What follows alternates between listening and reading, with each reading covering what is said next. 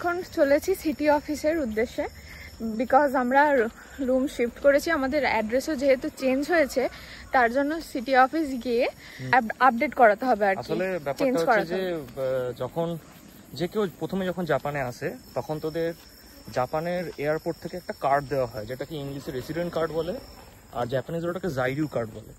ওই জাইরিউ কার্ডে কি থাকে, আপনার ভিসা পিরিয়ডটা থাকে, আপনি কতদিন পর্যন্ত মানে কতদিন থেকে কতদিন পর্যন্ত জাপানে থাকবেন according to your visa status. তারপর আপনার প্রেজেন্ট অ্যাড্রেসটা ওখানে নোট করা হয়ে থাকে। যদিও এয়ারপোর্টে তো আপনার প্রেজেন্ট অ্যাড্রেস থাকবে না, কারণ আপনি এখানে আসবেন, কন্ট্রাক্ট সাইন করবেন একটা, তো ওইগুলো করার পর আপনাকে যেতে হবে নিয়ারার প্রিফেকচারাল সিটি অফিসে। ওই প্রিফেকচারাল সিটি অফিস থেকে আপনাকে কি করবে, আপনার অ্যাড্রেস সম্পূর্ণ আপডেট করে ওই যে জাইডু কার্ডটা আছে ওর পিছনে স্ট্যাম্প করে দেবে। That is your ID card here, মানে আমাদের ইন্ডিয়ার আধার কার্ডের মতন আর কি। এখানে তো আধার প্যান একসঙ্গে নয়, ওই একটাই কার্ড যেটা ভিত্তিতে আপনাকে পুরোপুরি মানে আপনার অ্যাড্রেসটাকে ট্র্যাক করা হবে। এবার মনে করুন আপনি এখানে আছেন, আপনার পুরনো রুমের কন্ট্রাক্ট শেষ হয়েছে বা আপনি কন্ট্রাক্ট টার্মিনেট করে অন্য ঘরে গেছেন, তো সেই ক্ষেত্রে আপনাকে আবার যেতে হবে সিটি অফিসে। পুরনো অ্যাড্রেসের যে টার্মিনেশন, কন্ট্রাক্ট টার্মিনেশন যে আপনার কাছে লেটার আছে, এবং নিউ অ্যাড্রেসের যে কন্ট্রাক্ট কনফার্মেশন লেটার আছে, সেই দুটো সাবমিট করে, পাসপোর্ট সাবমিট করে, পুরনো জাইরিউ কার্ড সাবমিট করে আপনাকে সব নতুন করে আপডেট করতে হবে। তো জাপানে এই ঝামেলাগুলো একটুখানি আছে আর কি, তো সেই জন্য আমাদের আগে যেতে হচ্ছে আবার। তো সকালে উঠি, প্ল্যানিং হলো আমাদের অ্যাকচুয়ালি যাবার জন্য, কারণ অনেক কাজ তো আমাদের পেন্ডিং ছিল, তো এইগুলোর মাঝে আর হচ্ছিল না, তো আজকে ডিসাইড হলো যাব। তো এখন জাস্ট ব্রেকফাস্টটা করেছি, এখন এদের ইউনিভার্সিটি ক্যাফেটেরিয়াতে যাব, গিয়ে লাঞ্চটা করব, তারপরই আমরা বেরোবো।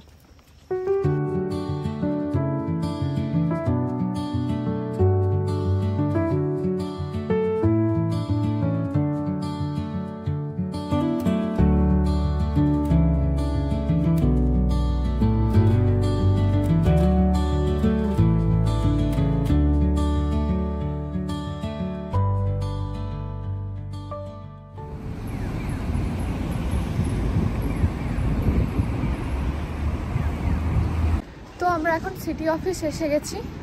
এখানকার সরকারি দপ্তরগুলোর পরিষেবার কথা না বলে পারলাম না। হাতে আপনি যে কাজ নিয়ে এসেছেন তা একবেলার মধ্যেই হয়ে যায়। ওনারা এতটা তৎপর হয়ে আপনার কাজ করেন যা খুবই প্রশংসনীয়। জাপানে আসার পরদিন এখানে এসেছিলাম এই একই কারণে, তখনই অবগত হয়েছিলাম এখানকার পরিষেবার। তো আমাদের সিটি অফিস থেকে কাজ মিটলো। এরপর আমরা কোথায় যাচ্ছি? এরপর আমরা যাচ্ছি, তোমরা সাইজে তো শাকের জন্য খুব বিখ্যাত, তো এখানে শাকের যে স্ট্রিটটা আছে আর বিভিন্ন ধরনের যত শাকের ডিস্টিলারি বা ব্রিওয়ারি শপ আছে, সেখানে গিয়ে আমরা একটুখানি আর কি ঘুরতে যাবো, ট্রাই করবো। আসলে আর দুদিন পর থেকেই আমাদের এই শহরে শাকে মাতসুরি বা যাকে বলে শাকে উৎসব সেটা হবে, তাই এত আড়ম্বর। দেখছেন চারিদিকে এই জন্যই টেন্ট বসিয়েছে। আর এই গাছগুলো দেখছেন, এইগুলো মমিজি গাছ।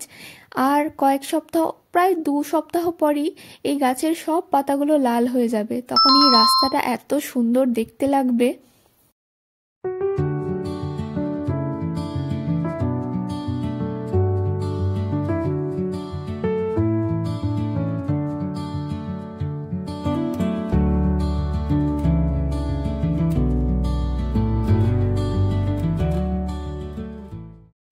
বিভিন্ন অ্যালকোহলিক ড্রিঙ্কসের মতন সাকেও একটা অ্যালকোহলিক ড্রিঙ্কস, কিন্তু অন্যান্য অ্যালকোহলিক ড্রিঙ্কসে যেরকম 40% বা তার বেশি অ্যালকোহল কন্টেন্ট থাকে, সাকে কিন্তু ওরকম নয়।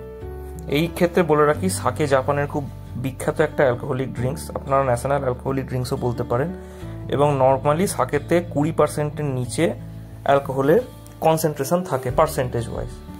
তো সাইজোতে সাকে খুব বিখ্যাত, এবং সাইজোকে সাকে ক্যাপিটাল অফ জাপানও বলা হয়ে থাকে। আর নর্মালি আনলাইক মানে হুইস্কির মতন সাকে তৈরি করার পদ্ধতি সম্পূর্ণ আলাদা। সাকে নর্মালি রাইস থেকে তৈরি হয়, এবং রাইসের সঙ্গে যে ধরনের জল ব্যবহার করা হচ্ছে সেটা খুব ইম্পর্টেন্ট, কারণ সাইজোর যে নর্মালি যে গ্রাউন্ড ওয়াটার জল, সেই গ্রাউন্ড ওয়াটার জলের নর্মালি যে হার্ডনেস হয় সেটা খুব কম হয়। তাই সাকে তৈরির জন্য রাইসের কোয়ালিটি, রাইসের পলিশিং, কি ধরনের জল ব্যবহার করা হচ্ছে, তার সঙ্গে কোজি বলে একটা জিনিস থাকে, এবং শেষে ইস্ট দিয়ে সেটাকে ফার্মেন্ট করা হয়, ফাইনালি সাকে ক্রিয়েট করা হয়। বিয়ার যেরকম করে ব্রিউ করা হয় সাকেও সেরকমভাবে ব্রিউ করা হয়। হুইস্কির মতন ডিস্টিল পদ্ধতি ইউজ করা হয় না, তাই নর্মালি সাকের যে অ্যালকোহলিক পার্সেন্টেজ সেটা 20-র নিচে থাকে।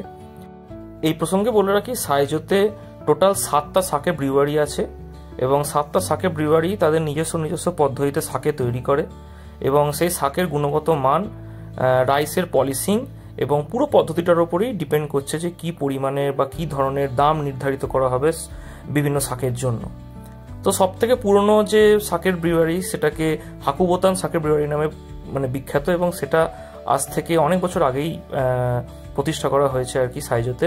কিন্তু সাকের হিস্ট্রি আরও পুরনো, কারণ আগেকার দিনে সাকে নর্মালি যে টেম্পলগুলো হয়, জাপানের যে শ্রাইনগুলো হয়, সেখানেও তৈরি করা হতো। কিন্তু তখন পদ্ধতি এত আধুনিক ছিল না বলে তার মধ্যে টেস্টের অনেক ডিফারেন্স ছিল। এখন আধুনিক পদ্ধতিতে সাকে বানানো হয় বলে সেটা কমার্শিয়ালাইজ করা হয়েছে। তো এই 7টা ব্রিউয়ারিগুলোর মধ্যে আমরা 7টাতেই ভিজিট করেছিলাম, কিন্তু মোট 2টো আমরা খোলা পেয়েছিলাম। আর তার মধ্যেই কামোৎসুরুতে আমরা 4 ধরনের সাকে টেস্ট করেছিলাম। আর 4টেই যেহেতু আলাদা আলাদা প্রসেসে বানানো, তাই জন্য 4টেরই টেস্ট আলাদা। আপনারা হয়তো ভাবছেন এই সব জায়গা কভার করার কি উদ্দেশ্য? জাপানে তো ট্যুরিস্ট আসে টোকিও, কিয়োটো বা ওসাকা ঘুরতে। আজকাল অনেক ট্যুরিস্ট আসছেন হিরোশিমার বমডম ঘুরতে। আর তাদের মধ্যেও অল্প কিছু জন আছেন যারা হিরোশিমা সিটি থেকে প্রায় 14 কিলোমিটার দূরে এই সাইজোতে আসছেন এখানকার ঐতিহ্যবাহী সাকের বৃত্তান্ত জানতে। আস্তে আস্তে এই জায়গাটাও ট্যুরিস্ট স্পট হিসাবে পরিচিতি পাচ্ছে। তাই যদি জাপানে আসার পরিকল্পনা করে থাকেন, সাইজো জায়গাটাও আপনার আইটিনারিতে যোগ করে রাখতে পারেন। আর এই সাকে ব্রিউয়ারি ট্যুর শুরু করার আগেই এই জায়গাটা পড়বে যেখানে সাকের ইতিবৃত্তান্ত সমস্ত লেখা আছে।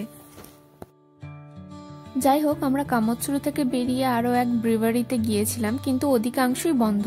কারণটা আগেই বললাম, 2 দিন পর এখানে সাকে মাৎসুরি বা সাকে উৎসব শুরু, তাই জন্যই তারা প্রিপারেশন নিচ্ছেন। তো সারাদিন সাইজোর ট্যুর সেরে এবার আমাদের বাড়ি ফেরার পালা। তো এবার আমরা বাসে করে এখন বাড়ির দিকে রওনা দিলাম। আর জাপানে তো এখন শীত প্রায় পড়েই গেছে, তাই খুব তাড়াতাড়ি এখন সন্ধেও হয়ে যাচ্ছে। তা যাই হোক, তো আজকের মতো ভিডিওটা এতটাই। এই ভিডিওটা যদি ভালো লেগে থাকে অবশ্যই একটা লাইক করবেন আর সাবস্ক্রাইব করতে ভুলবেন না। আবার আপনাদের সাথে দেখা হবে অন্য কোনো একটা ভিডিওতে। ভালো থাকবেন, সুস্থ থাকবেন, টাটা।